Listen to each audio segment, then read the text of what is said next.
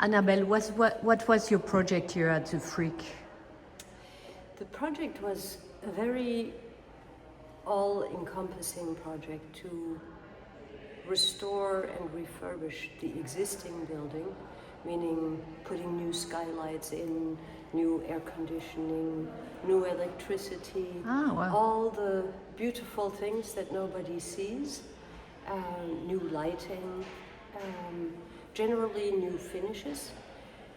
But what everybody can see now is that we renovated the reception hall and equipped this reception with a staircase that allows you to take an elevator from, we're here on the second floor, all the way down to the auditorium, as well as a new staircase.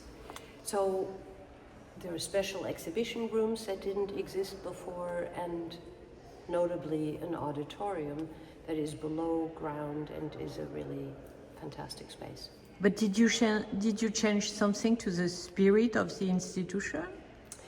Well, that is for you to decide. But was it her aim? No, the aim was to accompany an institution that is so revered and so beloved for the amazing architecture by two architects, Thomas Hastings and John Russell Pope, and for the furniture, which is really of the very highest quality, and an incredible collection of paintings. So what we achieved with this renovation is we allowed people to come up to the second floor, which were never open to the public, and see the expanded collection, because since 1935 the collection has grown a great deal as a result of purchases and also gifts. So making these rooms fit for the public was a very important part of it. We also added an education department. We brought in a little cafe, and we focused everything, including an addition, I'm seeing it looking out through the window, including an addition that houses conference rooms and staff, as well as the cafe. All of it is around the so-called tableau garden. Tableau garden? It's called a tableau garden because you cannot go in, you can only look at it. Russell Page, the English landscape designer, was commissioned in 1977, or maybe it was complete in 1977, to make this little garden in place and on top of where used to be two townhouses. And the public got used to having this garden. The public got used to seeing this building as a freestanding building, even though originally it wasn't that.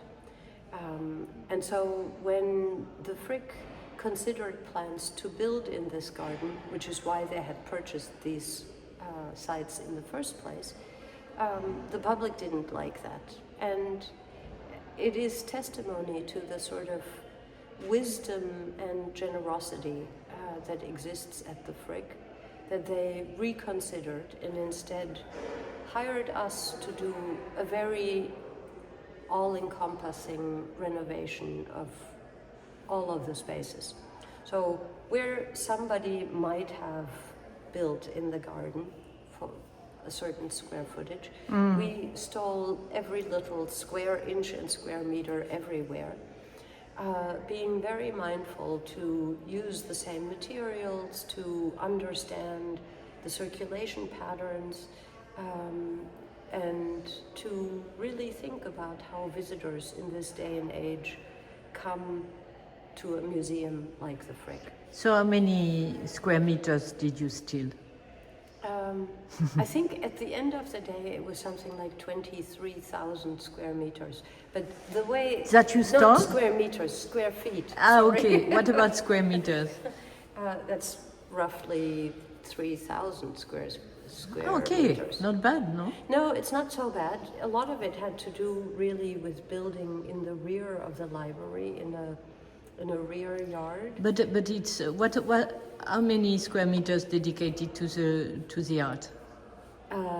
Well, every square meter in this building is dedicated to the art, but it's for, I think we expanded 4,500, I can't remember the exact numbers, but new exhibition space is the second floor, as well as special exhibition spaces on the ground floor. And in fact, there's this spirit in this place of an old New York, an old dreamt, vanished New York, no? What do you think? So now that you know very well the place. Well, I think it's back to the public now, and it'll be a year where everybody who comes in says, oh, it's all new and shiny. And then as people take ownership of it, you will get in the habit of meeting me for lunch in the cafe, or... There was no cafe before. There was no cafe before, and there was no education space before. And the education space is important because it connects to the library. You may or may not know that the Frick art collection was always liaised with the Frick Art and Research Library. And now they're spatially connected, so you can get from one to the other, which didn't used to be the case. And last question, is there some art which is dear to you in this institution? You can ask me every day of the week and I will tell you something else. And so on Monday? Today, on Monday, I probably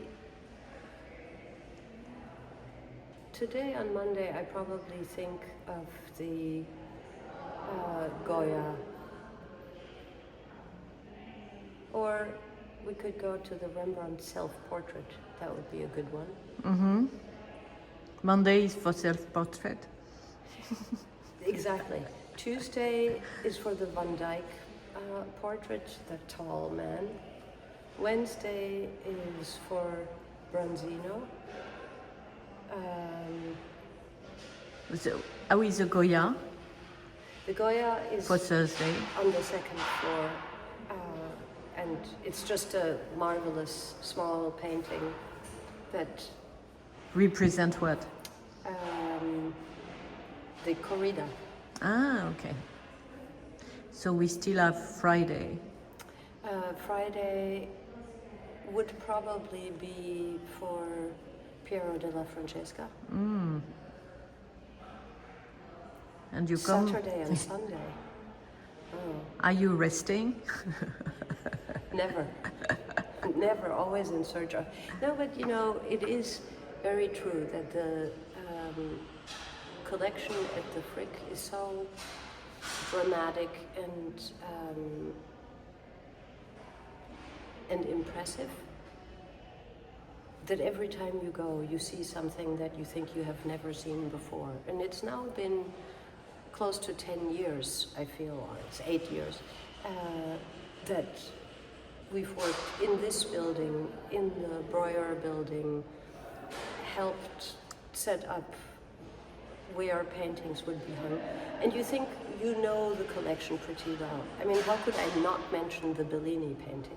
Or the Titian on the side of it, or the Greco, or... Okay, so we have more than 1 week. We have much, much more than 1 week. We might have to take several paintings in one day. But that is the pleasure of it. It's a small museum. There's something new to discover every time. And you can make it entirely yours because the atmosphere is so personal and intimate. You and everyone is so welcome in this museum. And I think that attitude is really refreshed and readily present. Merci, madame. De rien.